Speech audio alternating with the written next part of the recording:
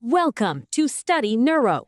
This presentation focuses on the relevant anatomy of posterior communicating artery aneurysms, explained through a microsurgical and vascular perspective to support clear clinical understanding. Straight to the point. By the end of this session, the goal is to understand how the posterior communicating artery is structured and how it relates to nearby vessels and cranial nerves. You will also be able to connect these anatomical relationships to aneurysm formation, recognize common variations, and identify the key structures that matter most during surgical clipping. For more high-yield neuroscience education and clinical pearls, join the StudyNeuro community across YouTube, Facebook, TikTok, Instagram, X. Posterior communicating artery aneurysms are among the most frequently encountered intracranial aneurysms in neurosurgical practice. They usually develop at the junction between the internal carotid artery and the posterior communicating artery. Simple but high-risk location. This region is anatomically crowded, with close relationships to the anterior choroidal artery and the oculomotor nerve, which makes even small aneurysms clinically significant. Compression or rupture here can quickly affect eye movement and neurological function, depending on local anatomy. Because of this tight vascular and neural arrangement, anatomy strongly shapes how patients present, how likely rupture may occur, and how surgical or endovascular treatment is planned in practice. The posterior communicating artery originates from the communicating segment of the internal carotid artery. From this point, it travels in a characteristic direction that places it deep within the basal cisterns, where small changes in anatomy can have major clinical impact. Small vessel, big importance. Its course runs backward toward the midbrain, and it also passes medially and slightly downward as it approaches its connection with the posterior cerebral artery. This pathway links the anterior circulation with the posterior circulation and forms an essential part of the circle of Willis. Functionally, this vessel acts as a key collateral channel.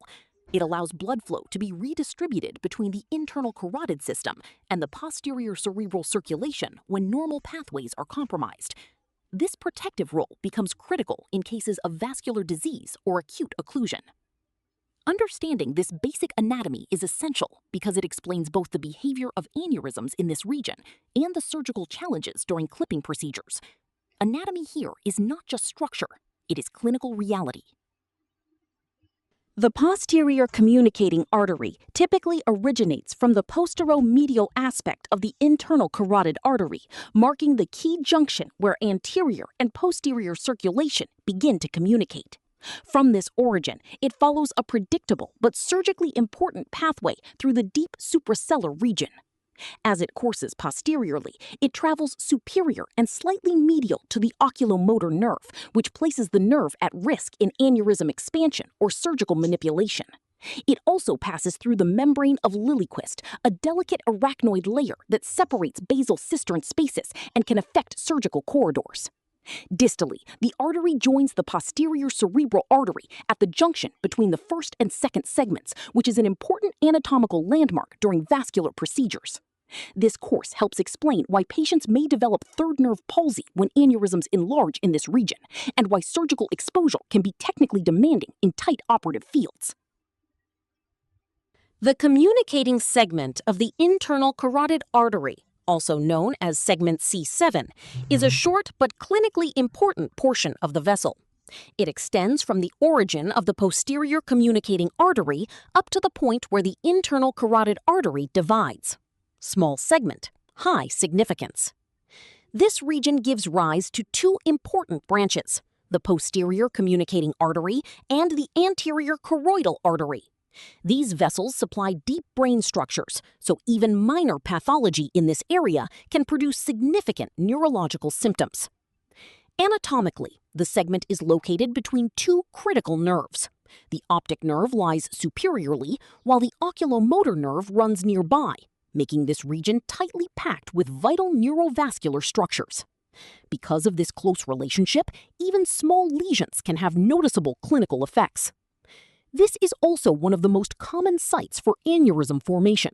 The combination of branching vessels and hemodynamic stress makes it particularly vulnerable, which is why detailed anatomical knowledge of this segment is essential in both diagnosis and surgical planning. Arising from the superior surface of the posterior communicating artery are multiple small perforating vessels, often around 8 anterior thalamoperforating arteries. These branches are tiny, but their clinical importance is major. Small vessels, critical territory. They supply deep and highly sensitive brain structures, including the hypothalamus, anterior thalamus, internal capsule, and several midline regions such as the floor of the third ventricle and posterior perforated substance. They also contribute to blood supply of the optic pathways and the pituitary stalk, which explains why injury here can produce wide and severe neurological effects. During surgical clipping, these perforators are extremely vulnerable because of their size and close attachment to the aneurysm complex. Preservation is not optional. It is essential for preserving neurological function. Even minor damage to these branches can lead to significant and permanent deficits, which is why meticulous dissection and constant awareness of these vessels are central to safe aneurysm surgery. The optic nerve sits directly over the supraclinoid segment of the internal carotid artery, and this relationship is important because it is exactly where proximal vascular control is obtained during surgery. A narrow space exists between them, and that space is what allows safe placement of a temporary clip when needed. Very tight area. The falciform ligament is a dural fold that stretches from the anterior clinoid process to the roof of the optic canal. When this ligament is incised, it creates additional working space and improves access around the optic nerve and carotid artery complex, especially in restricted skull-base corridors. The anterior clinoid process can partially block the view of the internal carotid artery and the aneurysm neck. Removing it improves visualization and makes clip placement easier and more controlled, particularly in complex aneurysm anatomy where exposure is limited. Overall, these skull-base structures directly shape how much surgical exposure is possible. Small anatomical differences here can significantly change the difficulty of clipping and the safety of proximal control. The anterior choroidal artery is a small but critically important vessel that lies very close to the posterior communicating artery region, making it highly relevant during aneurysm surgery. It usually originates just beyond the posterior communicating artery origin from the internal carotid artery, placing it in a vulnerable surgical zone. In many cases, this artery lies in close contact with the aneurysm neck and can even adhere to the aneurysm dome, which increases the risk of inadvertent injury during clipping. This close relationship is one of the key reasons why careful dissection is essential in this region. Functionally, the artery supplies several deep and highly sensitive brain structures, including the optic tract, internal capsule, cerebral peduncle, and hippocampus. These areas are responsible for vision, motor control, and memory. Small vessel, big consequences. Because of this, even minor injury to the anterior choroidal artery can lead to severe and permanent neurological deficits.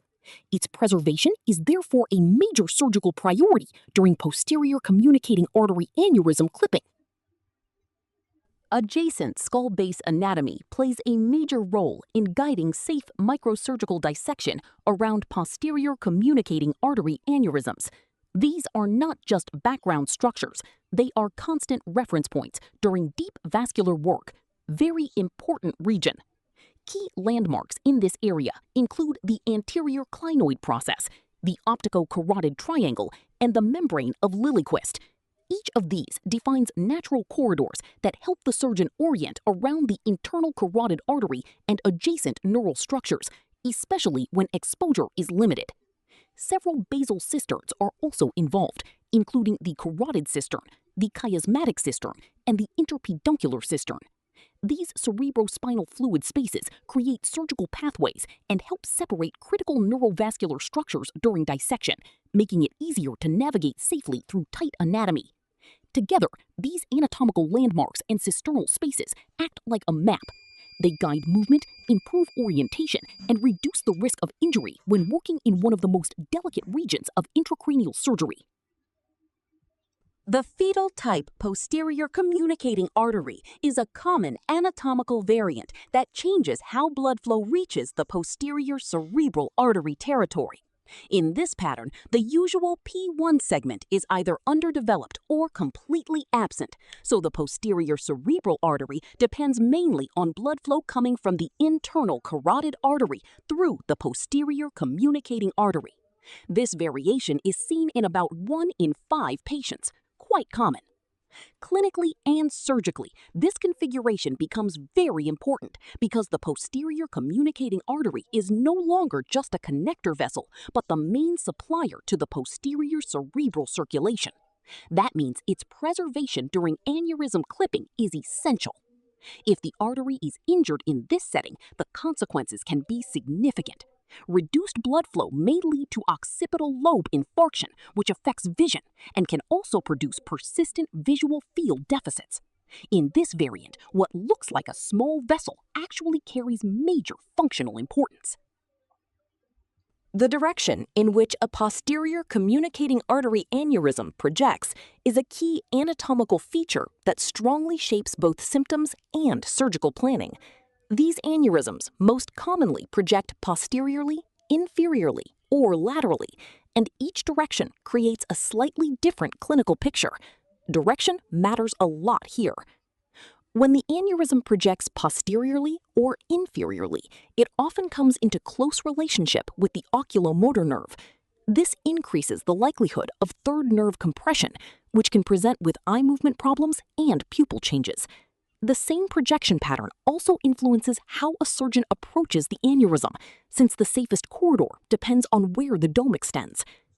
Hemorrhage patterns can also vary based on projection, because rupture tends to follow the weakest point of expansion. A laterally projecting aneurysm behaves differently again, as it may extend toward the temporal lobe and come close to the tentorial edge, increasing the risk of cortical involvement. Small change in direction, big change in effect. Imaging plays a central role in evaluating posterior communicating artery aneurysms, especially when planning treatment and understanding the lesion in detail. It provides a clear map of both the aneurysm and surrounding vessels, very important in practice. These aneurysms are best assessed using vascular imaging techniques such as computed tomography angiography, magnetic resonance angiography, and digital subtraction angiography, each offering different levels of detail for vessel anatomy and aneurysm morphology. On imaging, attention is given to features like the size of the aneurysm neck, the direction of the dome, its relationship with nearby arteries, and whether small secondary outpouchings are present. Variations in vascular anatomy are also carefully reviewed, since they can change both risk assessment and surgical strategy. Posterior communicating artery aneurysms develop at a complex junction where several critical vessels and neural structures lie in close proximity, including the internal carotid artery, anterior choroidal artery, oculomotor nerve, posterior cerebral artery, and multiple perforating branches. Small anatomical differences can greatly affect surgical planning and operative risk. Very important clinically. Successful aneurysm clipping depends on precise microsurgical anatomical knowledge because preservation of nearby arteries and cranial nerves helps prevent major neurological injury while improving long-term outcomes, especially during difficult skull-base exposure and vascular dissection. Join the StudyNeuro community across social media for more high-yield neuroscience education and clinical pearls. Follow StudyNeuro on YouTube and Facebook, next to TikTok, Instagram, and X for future neuroscience content. Thanks for watching.